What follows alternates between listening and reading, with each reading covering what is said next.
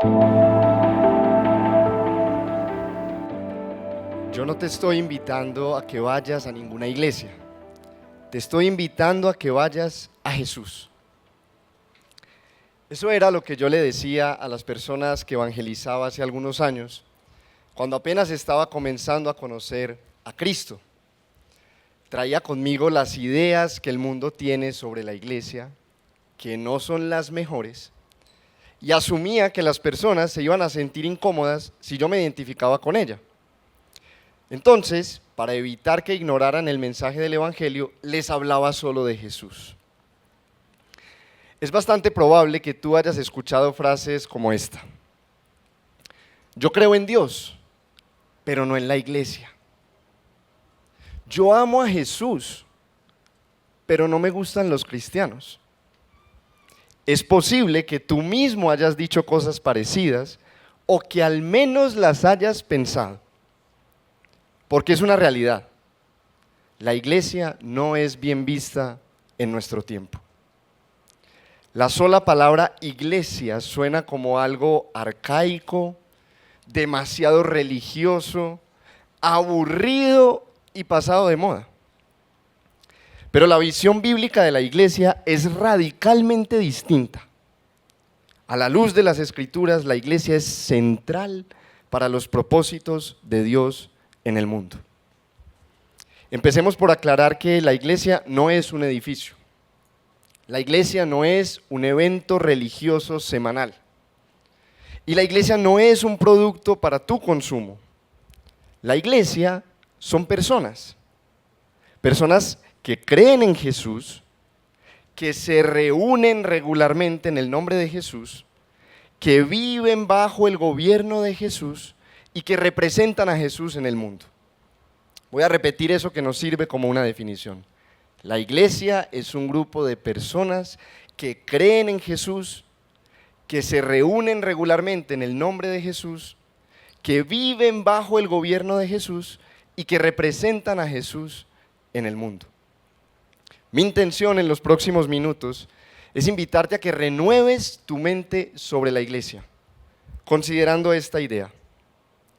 Necesitas la iglesia más que nada en el mundo, porque no hay nada más en el mundo como la iglesia. Necesitas la iglesia más que nada en el mundo, porque no hay nada más en el mundo como la iglesia. Permíteme darte 3 paradójicas razones de por qué esto es así. Paradoja número 1. La iglesia es física, pero también espiritual. Cuando digo física no me refiero a una ubicación. Ya hemos aclarado que la iglesia no es un edificio. Pero la iglesia sí se reúne físicamente por lo menos una vez a la semana en algún lugar, generalmente el domingo en la mañana. ¿Qué tan importante puede ser eso? ¿Realmente necesito ir a la iglesia si tengo en mi bolsillo a los mejores predicadores del mundo? Es que ir a la iglesia no se trata de recibir información.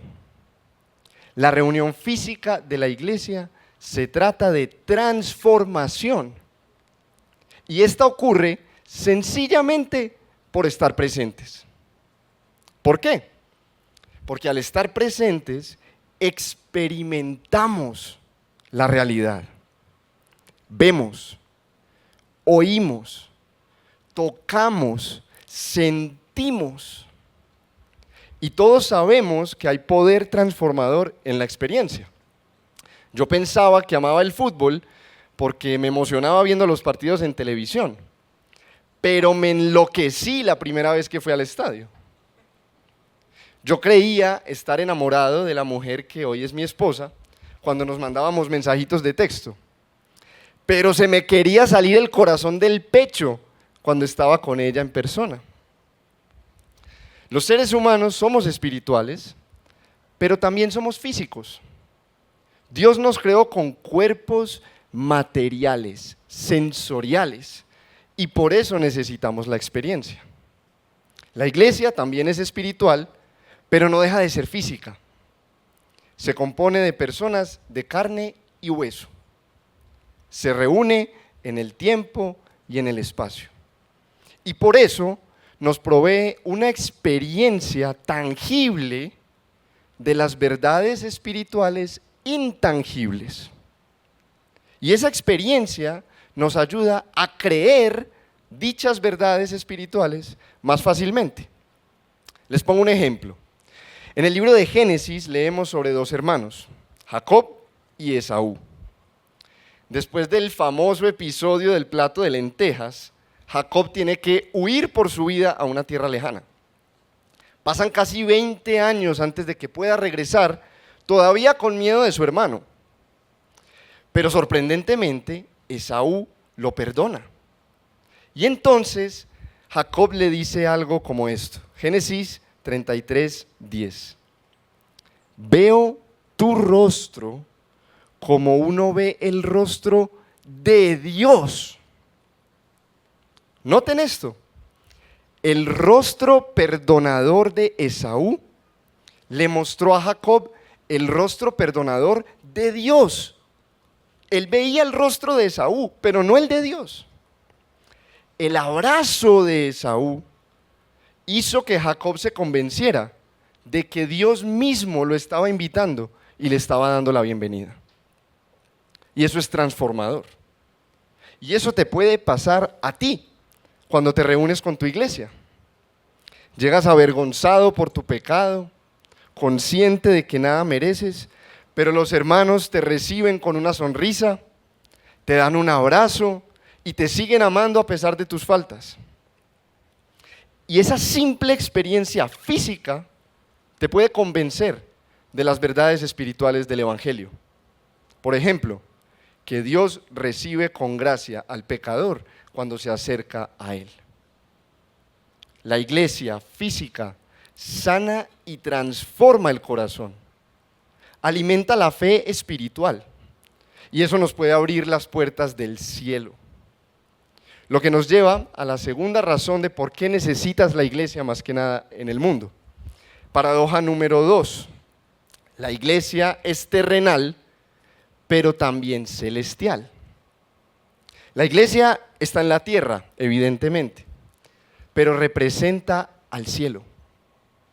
Como dice el autor y conferencista cristiano Jonathan Leeman, la iglesia es la embajada del reino de los cielos en la tierra. ¿Ustedes saben cómo funciona una embajada? Una embajada representa un país dentro de otro país. En una embajada rigen las leyes del país representado de tal manera que si uno entra, escucha su idioma, interactúa con su cultura y hasta puede probar su comida. En la iglesia gobierna Jesús, por encima del alcalde o el presidente de turno. En la iglesia tenemos otra manera de ver la vida. Tenemos una cultura distinta a la de nuestra ciudad o país. En la iglesia aprendemos a vivir como se vive en el cielo. Y algo muy importante, en la iglesia empezamos a vivir con quienes viviremos en el cielo. Y no estoy pensando solamente en el Padre, el Hijo y el Espíritu Santo.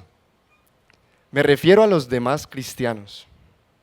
Sí, a ese hermano que te saca de quicio, a esa hermanita que no puedes soportar. En la iglesia desarrollamos la cultura del reino de los cielos, una cultura de amor los unos por los otros, como Jesús mismo, nuestro Rey, nos modeló y nos mandó.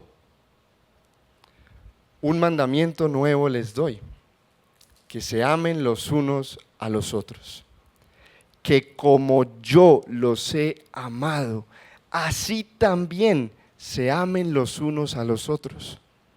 En esto conocerán todos que son mis discípulos, si se tienen amor los unos a los otros.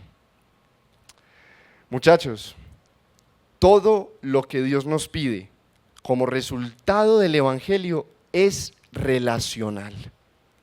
Todo requiere a otros seres humanos. Escuchen esto bien, todo. Tu relación personal con Dios no es el único fin de tu salvación.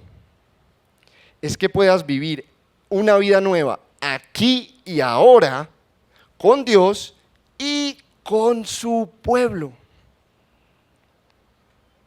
Es así como desarrollamos una cultura diferente entre nosotros, viviendo aquí y ahora con Dios y su pueblo. Si la iglesia no existiera, sencillamente tú no podrías obedecer el Nuevo Testamento. ¿Sabes por qué? Porque todos los mandamientos del Nuevo Testamento tienen esta marca: los unos a los otros. Ahora, yo sé que alguien escucha esto y puede pensar, pero yo conozco muchas iglesias que no se parecen para nada al cielo. Yo conozco muchas iglesias que no representan a Jesús. Es más, a mí la iglesia me ha herido. Y eso nos lleva a la tercera y última razón de por qué necesitas la iglesia, más que nada en el mundo. Paradoja número 3. La iglesia es defectuosa, pero será gloriosa. Hemos dicho que la iglesia representa a Jesús, pero esa palabra representa es muy importante, porque no es lo mismo decir que representa a Jesús que decir que es Jesús. Jesús nunca falla, pero triste y lamentablemente nosotros sí. La iglesia nos ha herido y es posible que nos vuelva a decepcionar porque está llena de pecadores. Y los pecadores no podemos vivir perfectamente como Dios manda. No somos capaces. Los pecadores no lo representamos a Él del todo bien. Pero precisamente por eso es que existe la iglesia. Jesús no vino a llamar a justos, sino a pecadores. Jesús vino a perdonarnos y a cambiarnos. Y no solo ha prometido hacernos mejores personas, Él ha prometido hacernos perfectos como Él. Por eso es que podemos perdonarnos y tolerarnos y soportarnos los unos a los otros mientras tanto. Podemos amarnos en medio de nuestras imperfecciones, porque eso es lo que Jesús ha hecho y sigue haciendo por nosotros. Podemos esperar que Él continúe avanzando su obra hasta que nos haga perfectos. Y así, mientras lo hacemos, vamos a desarrollar una cultura del Evangelio en la iglesia que le recuerda buenas noticias a los pecadores, incluyéndonos a nosotros. Porque no se te olvide esto, tú tampoco eres todo lo que deberías ser. Tú también pecas contra otros. Tú mismo necesitas ser cambiado. Y Dios va a usar a otros pecadores en la iglesia para transformarte. Imagina que la iglesia es como una construcción, una obra en proceso, sucia, desordenada e incómoda, pero que está en manos del mejor arquitecto del mundo y que llegará a ser nada menos que perfecta y gloriosa. Jesús mismo está a cargo del proyecto. Él está edificando su iglesia y no va a descansar hasta que sea pura y sin mancha, hasta que sea sin arruga y sin defecto alguno. Eso es verdad para todos los que confían en Cristo, para todas las personas en la iglesia a las que te cuesta amar, para todos los cristianos que te han hecho daño, para mí y para ti si estás en Cristo. Por todo esto, necesitas la iglesia más que nada en el mundo, porque no hay nada más en el mundo como la iglesia. Solo ella te da una experiencia de las verdades espirituales. Solo en ella puedes vivir anticipadamente la nueva creación. Y solo ella te ofrece esperanza para los quebrantos del presente. Yo espero que todo esto te ayude a ver tu iglesia aparentemente ordinaria como algo extraordinario, que te anime a estar presente con tu iglesia y a pertenecer a ella.